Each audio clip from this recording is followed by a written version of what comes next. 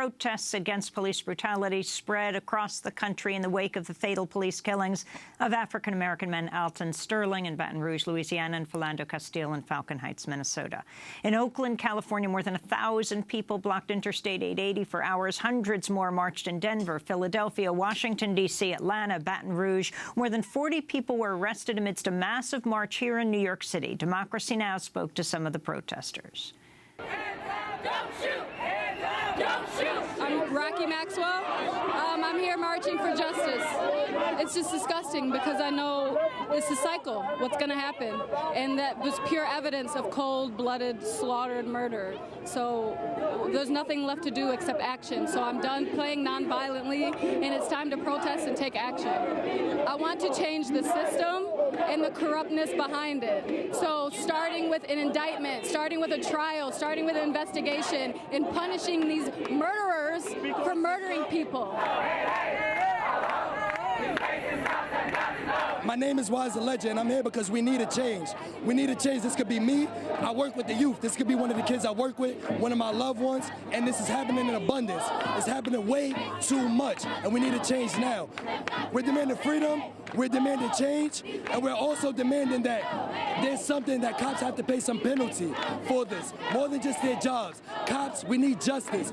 Cops need to have some kind of repercussion for when this happens so it can stop happening at such a rapidly rate. They're all getting off. They are all getting off. This is not by coincidence. We need some kind of law set in stone for the cops when this happens so they have some kind of price to pay. That's why I'm here, and that's what I demand. Full street, our street, full street, our street, full street, our street. My name is Cynthia Turnquest Jones. I am here because 1, I educate a lot of boys. 2, I am a mother of boys. And 3, my student, Ramali Graham, was murdered. And ever since then, I have never stopped. He was murdered by NYPD. He was going into his house, and that too was justified. They always try to find justification as to why they murder our boys. So around 2 hours after the murder of Alton was leaked, I posted on Facebook that they are now going to seek as to why it was justified as to why he was murdered. We are demanding that individuals who conduct themselves criminally are charged like criminals. So police officers need to get charged like criminals. I'm Nick Cannon. I'm here because these are streets. Let's go. Let's go. Black Lives Matter. Black Lives Matter. My name is Nina Rohani. In terms of the treatment of Americans by police officers, there is no need for you to shoot a man who is on the ground with his hands to his side 6 times. It's unnecessary. The unnecessary amount of force is really ridiculous, and I think as a people, it's really, really, really something heavy on our shoulders, and we feel helpless about it. But what I would ask the police officers to do is to have better training, evaluate them mentally, and don't have people out on these streets who are just waiting for an opportunity to pull a trigger. Full street, our street, full street, our street. My name is Kyle Hayes, and I'm here because I'm sick of waking up and seeing that there's another black man, or person of color, not even man, person of color killed or gunned down by the hands of law enforcement or in police custody with no explanation. I can't handle it anymore. I woke up this morning, I checked my Insta feed, and I said, didn't we just do this yesterday? And I called my mom, and I just started crying because the feeling of helplessness that I woke up with this morning was just unbearable. It's been said they manage to disarm and not kill white people all the time. And situation, you look at the footage, and it's like this. These people had to die. You couldn't disarm or handle the situation in another instance. And so I'm demanding that. I'm not demanding any kind of special treatment. I'm demanding that we get the treatment that every other person gets, especially white people.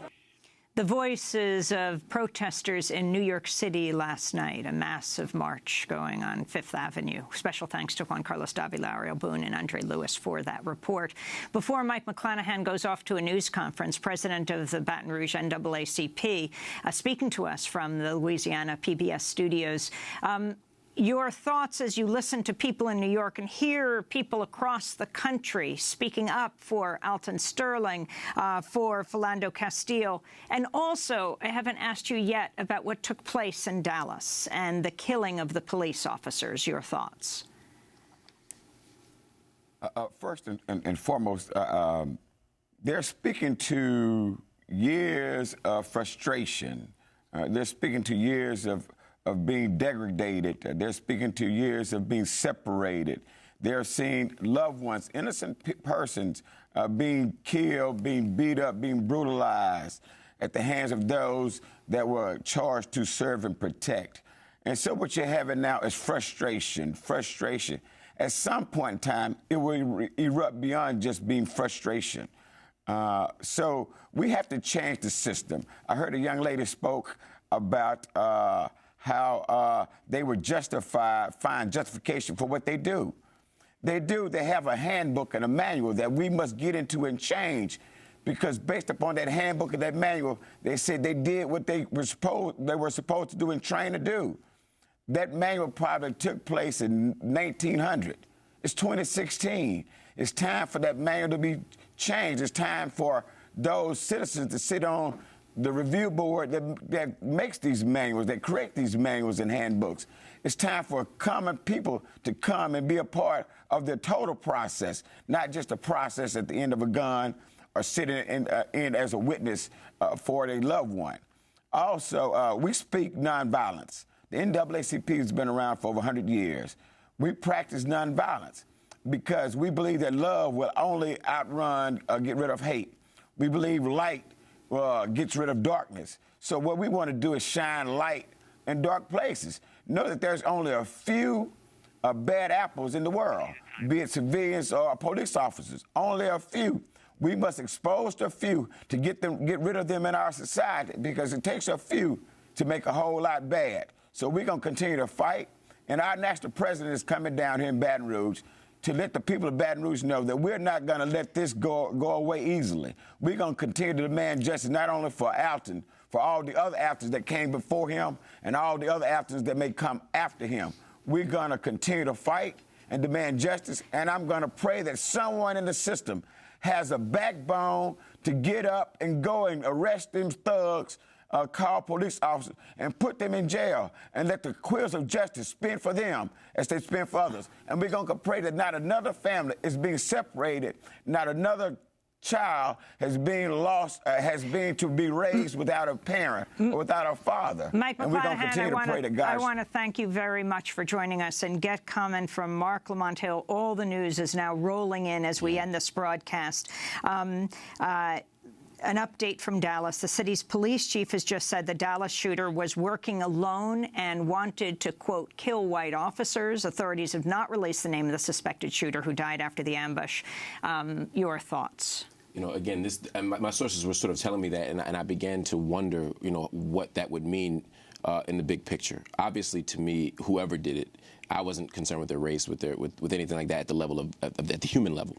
But at the level of our movements and our resistance movements, we need to make sure that we don't conflate, again, one person with a movement. They're two separate things. This person clearly has mental health issues. This person clearly has some sort of issue that needs to be unpacked and understood. But we can't link that individual to this movement. There's been a lot of long, hard work being done here, and we can't be derailed. Mark Lamont Hill and Graham Weatherspoon, I thank you so much for being with us. That does it for our broadcast. I'm Amy Goodman. This is Democracy Now! Go to democracynow.org for all our updates. Thanks so much for joining us.